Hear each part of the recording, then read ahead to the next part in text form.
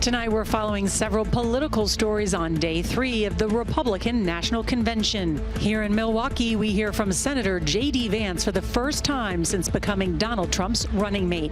And we take an in-depth look at what a second Trump presidency might look like. We have got to re-elect President Donald J. Trump to the White House, right? Plus, the turmoil in the Democratic Party as another House member calls on President Biden to drop out, and the stunning number of Democrats who want a new candidate. The CBS Evening News starts now.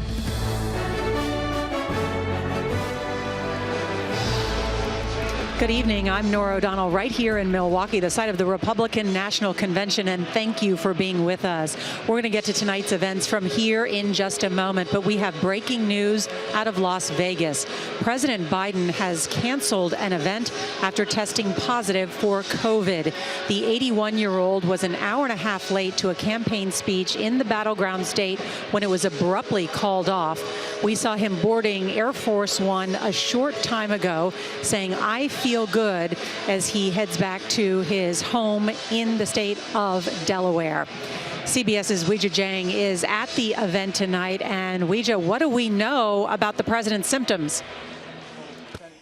Nora, tonight President Biden's doctor said that this afternoon he had a runny nose, a cough, and he just didn't feel well. So even though he did not have a fever, he tested for COVID and tested positive. Now, he's already had one dose of Paxlovid, which is used to treat COVID, and he will self-isolate at his home in Delaware. This comes at an already trying time for the president. Tonight, a stunning announcement explained why President Biden was missing from a packed event with Latino voters in Las Vegas. He just tested positive for COVID. He did not obviously want to put anybody at risk. In Washington, a new call for Biden to stop his re-election efforts from California Congressman Adam Schiff. The powerful Democrat says he has serious concerns about whether the president can defeat Donald Trump in November. The consequences are too high not to have that tough conversation. Congressman Jason Crow was among dozens of House Democrats on a tense call with Biden last Saturday. Sources tell CBS News he was rambling and unprepared to answer obvious questions. Just over 1 hour later, the attempted assassination of Trump unfolded, pausing the scrutiny of Biden but not eliminating it. Lawmakers say it's not just about the presidency, but their races too. Unless there's a major change, that there is a high risk that we lose this election. A new national poll finds 7 out of 10 adults say Biden should withdraw from the race, including 65% of Democrats. That's compared to 26% of Republicans who say Trump should leave the GOP ticket. In another sign of waning support, Senate Majority Leader Chuck Schumer and House Minority Leader Hakeem Jeffries pushed the DNC to delay its roll call to formally nominate Biden. CBS News has learned that it will not happen until early August, even though the DNC could choose to take the vote as early as Sunday. Biden's deputy campaign manager. The Republicans are lying to the American people about virtually every single issue that impacts their lives. And we're caught up in process stories.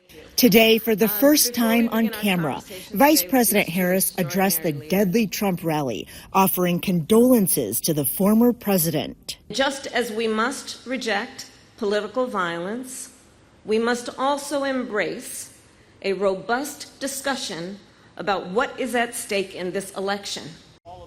Harris has accepted 3 potential dates for a CBS News vice presidential debate with Senator J.D. Vance. Tonight, the Trump campaign says it can't lock in a date yet because it says the Democratic nominee has not been determined, claiming it will not be Harris because they say she will be running for president. Nora. Weijia Jiang with that new information tonight from Las Vegas. Thank you. And tonight, CBS News has new information in the attempted assassination investigation. The FBI and Secret Service briefed lawmakers this afternoon, telling them that the shooter searched online for images of both former President Donald Trump and President Joe Biden. The gunman also searched for symptoms of depressive disorder. And he visited the site of the rally in Butler, Pennsylvania at least one time before Saturday's shooting. A lot of new developments. CBS's Meg Oliver is there. And Meg, what else are we learning tonight? Nora, tonight we're learning that law enforcement recovered 3 fully loaded magazines belonging to the shooter at the rally site. The Secret Service screened roughly 15,000 people before they entered the event, but the shooter never entered the security perimeter. Tonight, new video shows former President Donald Trump arriving at Butler Memorial Hospital Saturday, just minutes after surviving an assassination attempt. U.S. Secret Service are seen surrounding his SUV. There he is. Oh, there he is. There he is. Before rushing him inside the ER. Over an hour earlier, the alleged assassin, Thomas Matthew Crooks, was caught on video wandering around. A local tactical sniper also snapped this photo of him roughly 26 minutes before he climbed onto a building and attempted to kill the former president.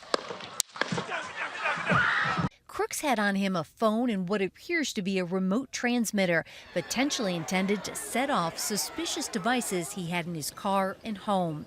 According to a law enforcement bulletin obtained by CBS News, Crooks received multiple packages over the last several months, some possibly containing hazardous material.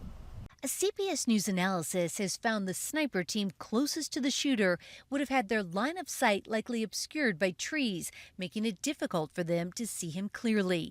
The team farther away had to reset before taking the single shot that neutralized the target.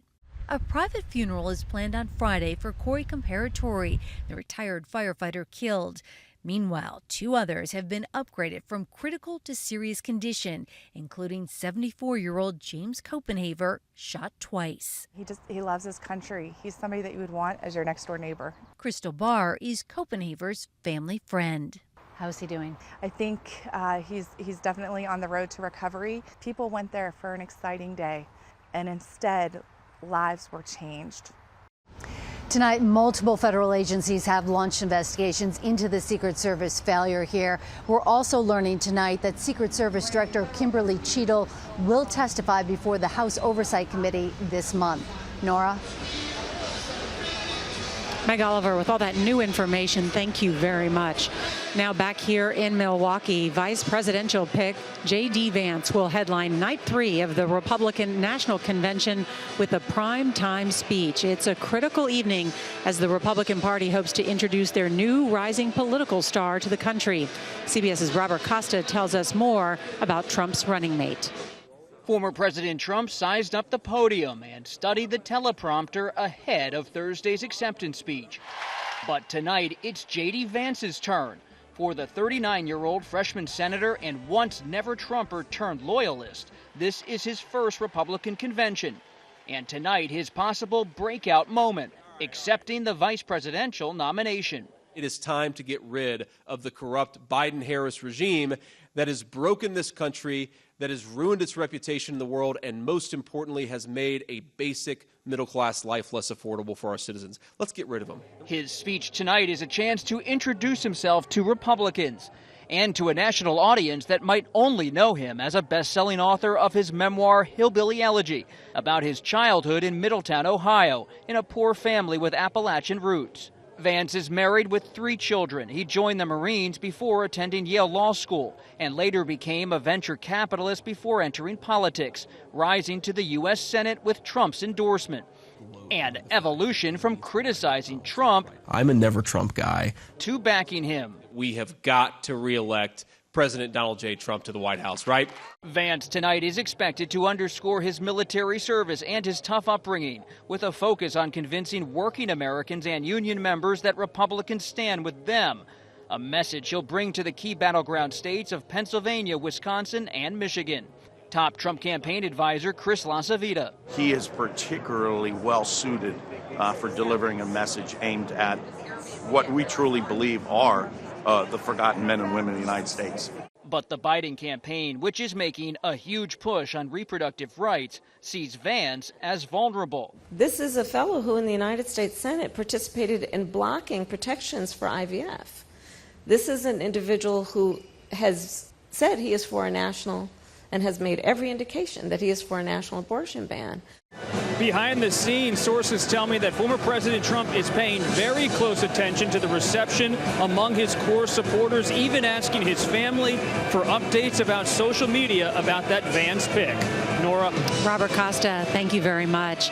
For many Americans, tonight will be the first time they'll be hearing from the vice presidential nominee. CBS's Major Garrett takes a look at what a second Trump term would look like with J.D. Vance by his side. If he wins re-election, Donald Trump will have an isolationist ally in vice presidential pick J.D. Vance, a staunch critic of U.S. military aid to Ukraine. I got to be honest with you, I don't really care what happens to Ukraine one way or another. Vance's new proximity to Trump alarms hawkish Republicans and European allies who fear Russia's ambitions if it conquers Ukraine. Vance, like Trump, favors higher tariffs on China to protect U.S. industries by raising the cost of imports, something economists warn could trigger another bout of inflation. We need to protect American industries from all of the competition. Of the two, Vance has been more visibly pro-union, visiting a picket line in Ohio last year. Trump appeared separately with non-union workers. Trump has harsh plans for undocumented immigrants, a view shared by Vance. And on day one, we will begin the largest domestic deportation operation in the history of our country. Trump blames the Biden administration for more than 8 million migrant crossings, but President Biden's executive actions have recently reduced illegal crossings to the lowest numbers since early 2021. Trump also blames Mr. Biden for his legal troubles, though Trump's New York felony convictions were brought by a local prosecutor. Still, Trump says if he wins, the path to retribution is wide open. Based on what they've done, I would have every right to go after them. And it's easy because it's Joe Biden. Vance opposes abortion rights even in the case of incest or rape. This hardline stance has softened to align with Trump, who defers to the states on access to abortion and so-called morning after medications. You have to believe in reasonable exceptions because that's where the American people are. What would Vance do if another certified election was challenged?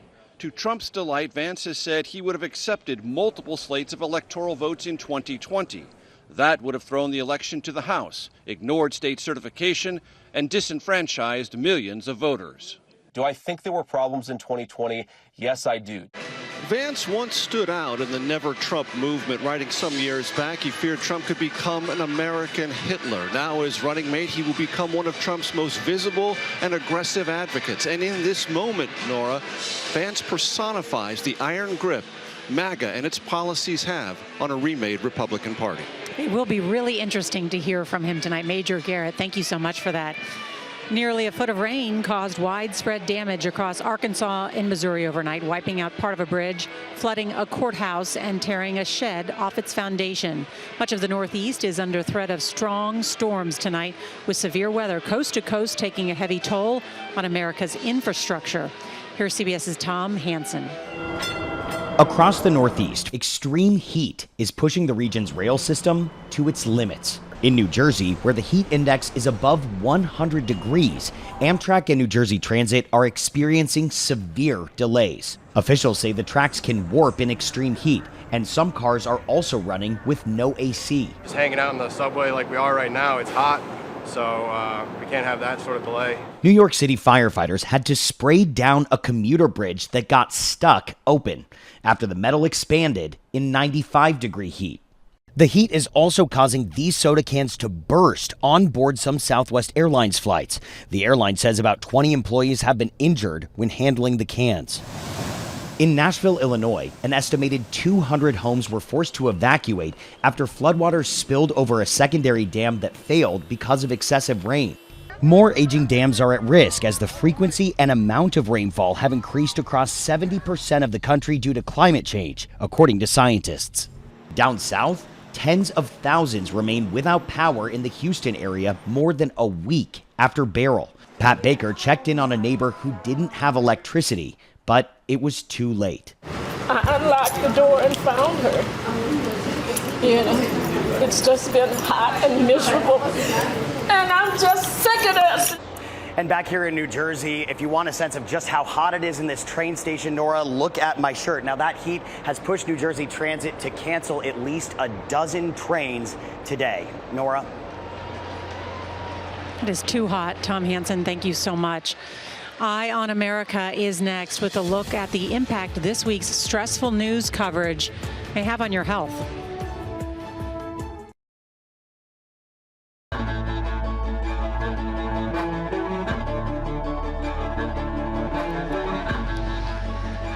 It's been a particularly intense 4 days since the assassination attempt on Donald Trump. The relentless stream of headlines has continued as we turned our attention to this convention. But what about people who tune out as a way of coping? As CBS's Mark Strassman reports in tonight's Eye on America, a news cycle like this may not provide that luxury. Hello to Pennsylvania. I'm thrilled to be back. Already on edge, already divided.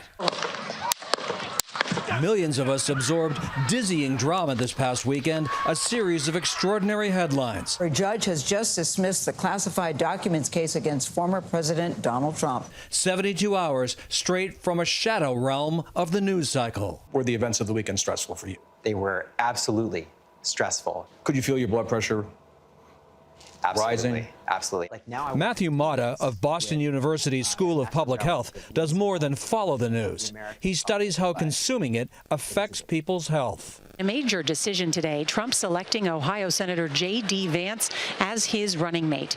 What his research says about news events, especially extraordinary moments like this, might surprise you. The people who consume the most news, they're there for a reason. They enjoy this type of content, even news that might stress them out. They enjoy, to some degree, being miserable.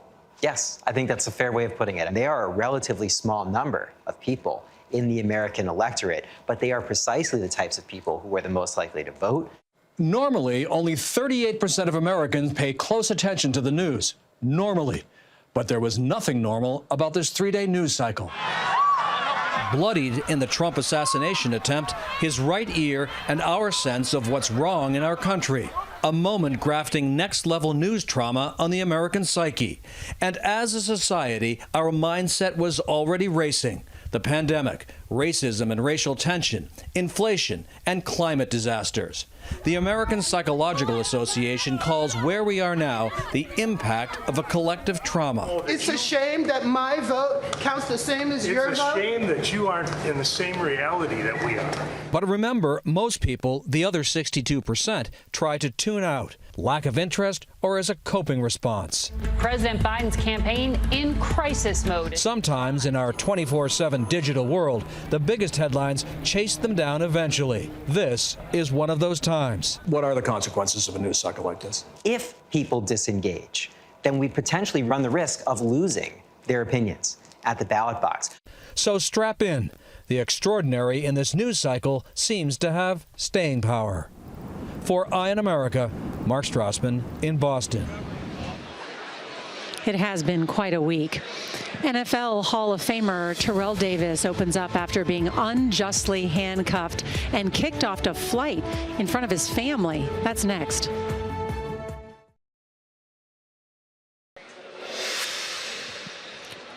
Football Hall of Famer Terrell Davis says he was humiliated after being unjustly handcuffed and removed from a United Airlines flight over the weekend. Davis says he tapped a flight attendant on the arm, prompting them to shout, "Don't hit me," and hurried to the front of the plane. Davis was handcuffed in front of his family and taken off the plane. He spoke about the incident today on CBS Mornings along with his wife and attorney. That moment, I felt all of my dignity. I felt powerless. I felt embarrassed. Law enforcement later apologized and released Davis. United Airlines said it has removed the flight attendant from duty while the incident is reviewed. Davis's lawyer says legal action could be taken. We'll be right back from night 3 of the Republican National Convention.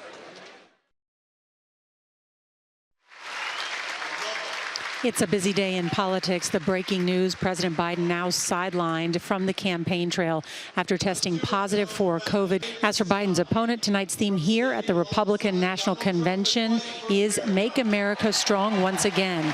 And the country will learn more about a relative newcomer, J.D. Vance, during what is arguably the Ohio freshman senator's most consequential speech of his political career. Our coverage of the Republican National Convention begins in just a moment right here on CBS and on our streaming channel, CBS News 24/7. I'm Nora O'Donnell in Milwaukee, Wisconsin. See you in a minute.